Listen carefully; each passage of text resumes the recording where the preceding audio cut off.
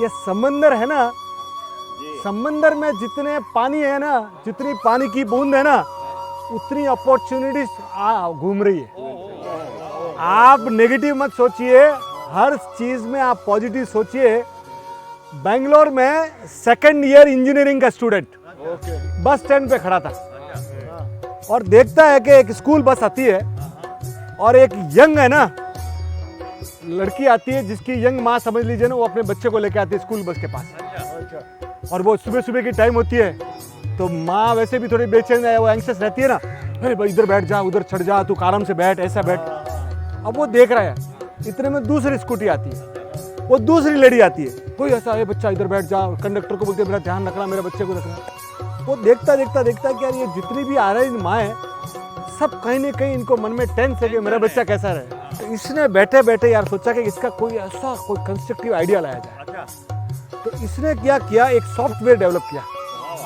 वो सॉफ्टवेयर कैसा कि बच्चे को चिपका दो सेंसर और उसका कनेक्शन कर दो माँ के मोबाइल में, ठीक है। और उसमें क्या है कि जाए बच्चा क्लास में जाके बैठा, उसको मैसेज आ जाता है, बच्चे ने हाथ ऊंचा किया तो मैसेज आता है, बच्चा खाना खा रहा है तो मैसेज आता है, बच्चा बस में बैठा तो पेरेंट्स को बहुत रिलीफ होने लगी। तो वो आइडिया से क्या हुआ कि कई मेट्रोज में वो आइडिया चालू हुआ, बॉम्बे में, बेंगलोर में, कई स्कूल्स में वो आइडिया चालू हुआ।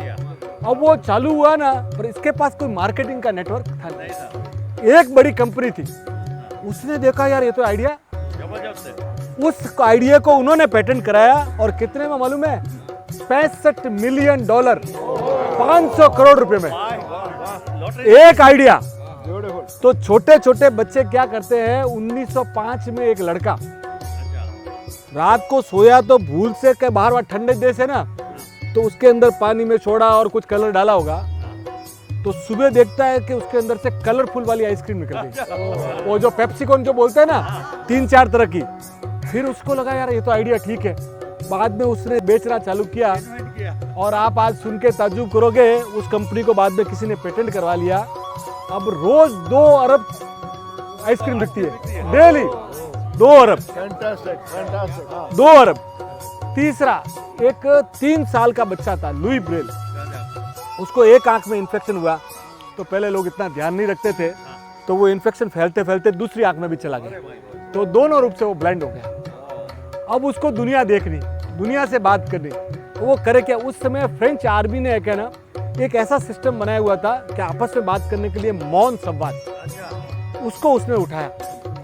और वो ब्रेन लुई ने ना ऐसी 11 साल की उम्र में जो भाषा इजाद की थी ना, वो लिपि आज दिन तक दुनिया में जितने भी जो अंधे हैं उनके लिए वो काम आ रही है, और वो सिर्फ 11 साल के बच्चे ने बनाई है।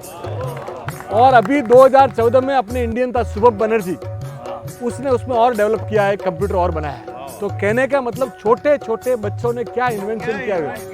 अब सोचो, एक लड़का सोचा कि यार मैं क्या करूं कि लोगों के जो शू की साइज है ना, वो किसी की 6 नंबर, 7 नंबर, 8 नंबर आती है, तो बोला यार किसी की 6.1 भी होगी, किसी के 7.2 होगी, तो उसने कस्टमाइज्ड बनाया सॉफ्टवेयर।